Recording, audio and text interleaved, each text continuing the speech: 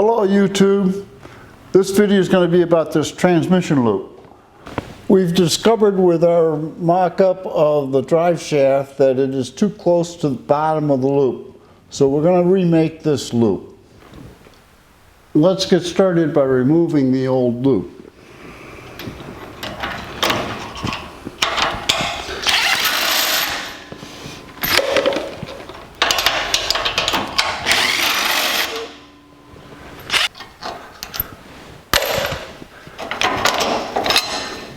And let's label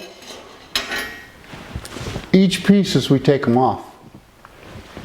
What we have here are the two pieces from the front part of the loop.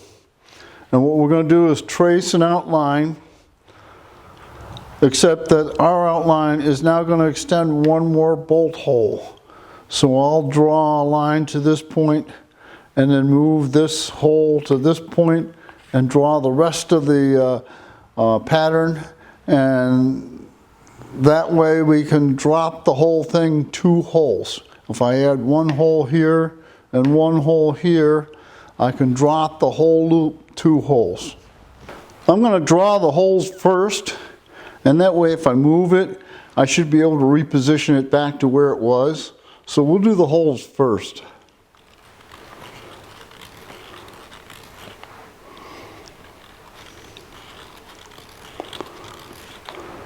And now we'll do the outline of the hoop.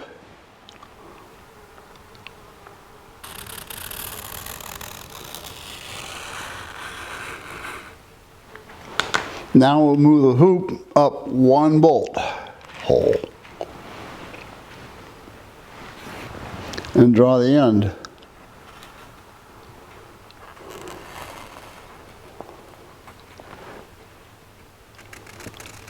And that hole.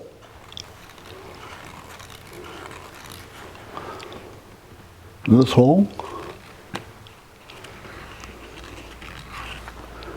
and the end. Now we'll connect the lines and we'll have nice straight lines.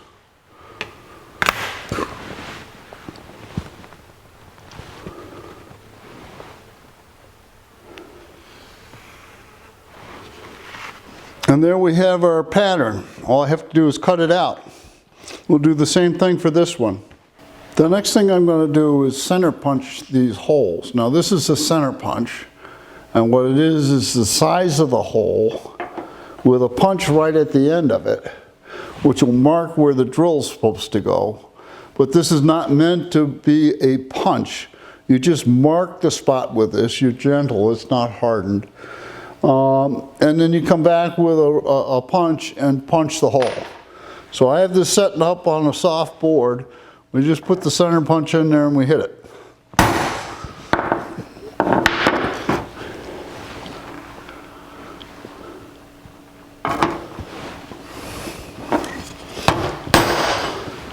Now we have punch marks in the center of every one of those holes. Now we'll come back and punch it with a punch.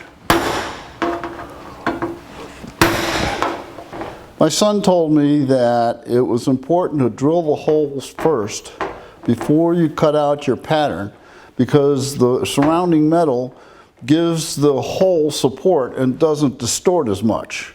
So now we'll go around and drill an 1/8 inch hole in each one of these punch marks.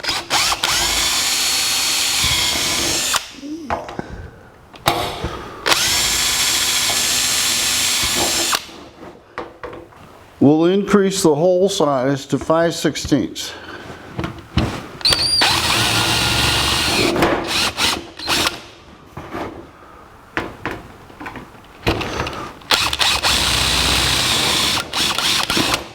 I've set up in the drill press a step drill, and I've put tape around it to the size larger than the hole that I want. Now what we're going to do is drill a finished hole. We get a nice round hole with a step drill. We're going to drill a finished hole the size of the bolt, and we're going to use the bevel to the next size to put a little bevel around the hole so the bolt will go in real nice. So here we go.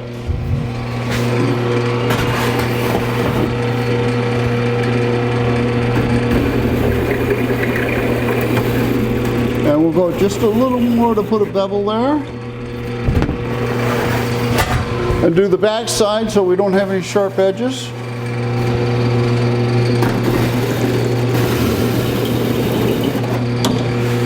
And check the hole size for a bolt. And it goes in nicely.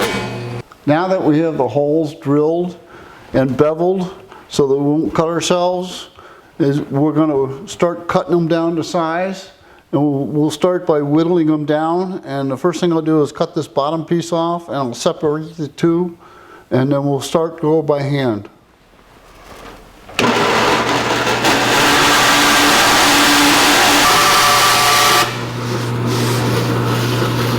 Noisy, but makes a nice cut. Now we'll separate the two.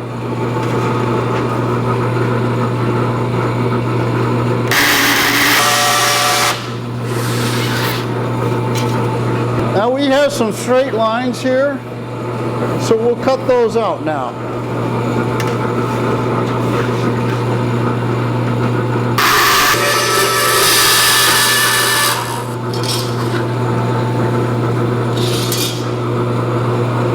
I'm having trouble on the bandsaw. I'm trying to make this cut here, so I'm going to try the air grinder to see if I can grind it down to the line.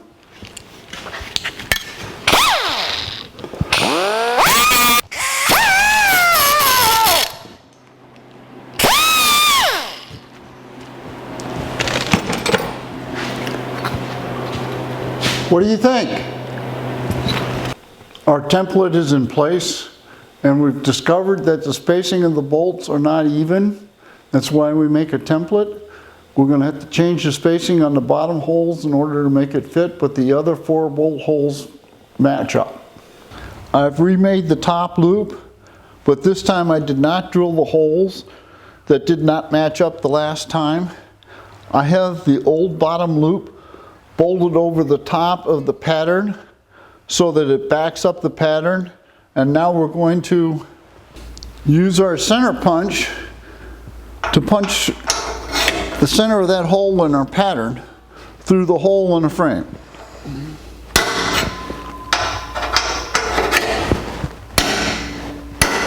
And what I'll do is I'll go drill these holes out, and we should be able to bolt this up. For this bottom loop to fit, we have to take a 1/4 inch off the bottom of this hat channel here.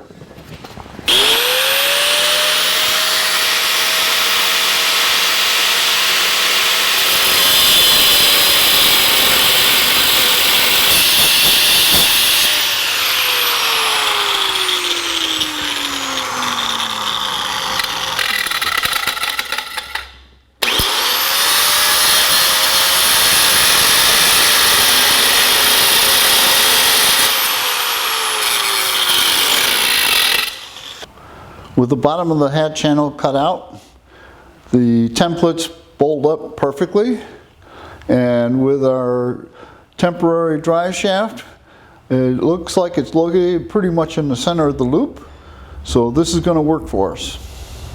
I've laid out our hoops here on a piece of metal that we have, and then I've put our templates on top of that to make sure there's enough metal there for our extensions. And now what we'll do is we'll use the originals to trace our pattern so that we don't introduce any errors. And now we'll repeat the steps that we went through to create our patterns. Our pattern did find an error for us, so the patterns were worth doing. And now let's start tracing.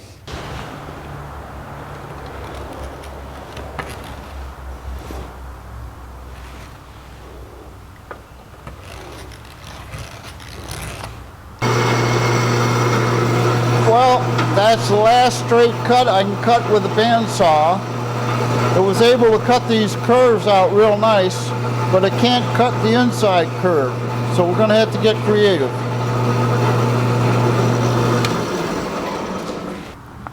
What I've done here is I cut out a piece wide enough to get the blade in on the bandsaw to cut this straight line. And now I'm here to this line, and I'm going to use the saber saw to cut from this line over to this cut, and I'll separate the two pieces.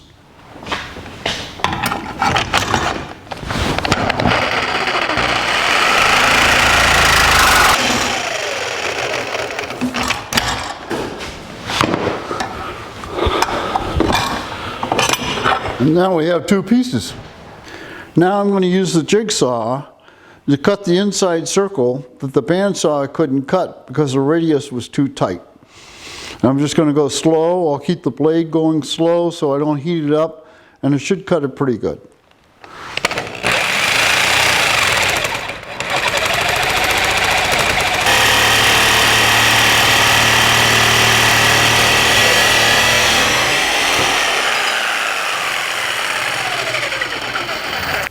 What we've done is bolted the original piece to the new piece, and the holes lined up really nice. And now we're going to use the original piece as a guide for final grinding on the outside and inside of the loop.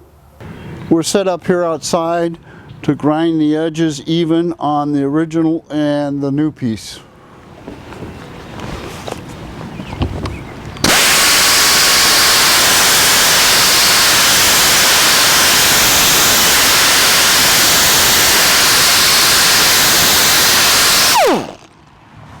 And by doing that, I'll trace the outline perfectly of the original piece. This is the first test fit of the drive shaft loop. We see three problems. One is there's a gap here between the loops, and what we'll do is we'll weld a little rod on top of the loop to fill that gap so we don't have a crack there. Second is that this is a little fat here. If you notice, this is thinner than what this is right here. And the third thing is we don't have the bolt in the center here, and that's because we got to center punch the hole from the back side and drill the hole because these bolts aren't spaced evenly, and we found that out with the pattern. This is the back side of the loop, and if you look real close, you can see for some reason I didn't grind to the line. And that'll fix the fatness. And while we're back here, we're going to center punch the last two holes.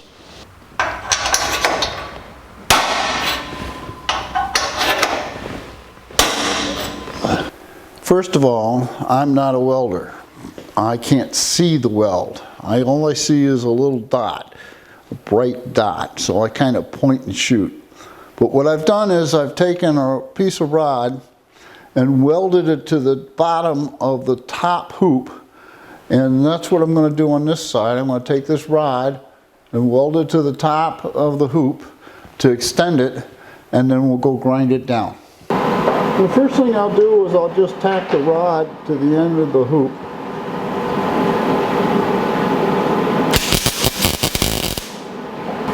Now I'll tack the other end.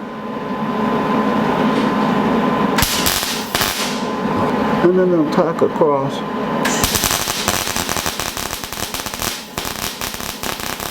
We've corrected the errors. We've got the holes drilled for the bottom hole in the top loop.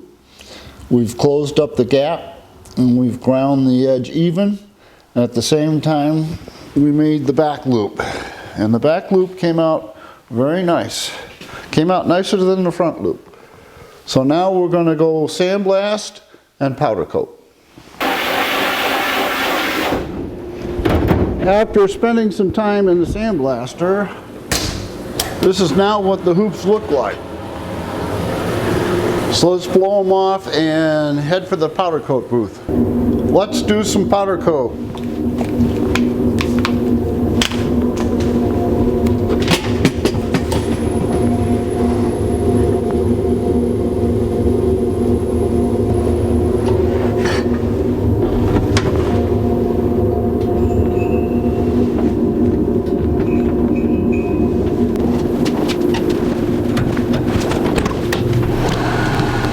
Cook it at 400 degrees for 20 minutes. Here is a final view of the finished product. And as we walk around, we can see that the sleeves have been tumbled and powder coated. goes along with the bolts. And this is the front side. I hope you enjoyed the video. There'll be more.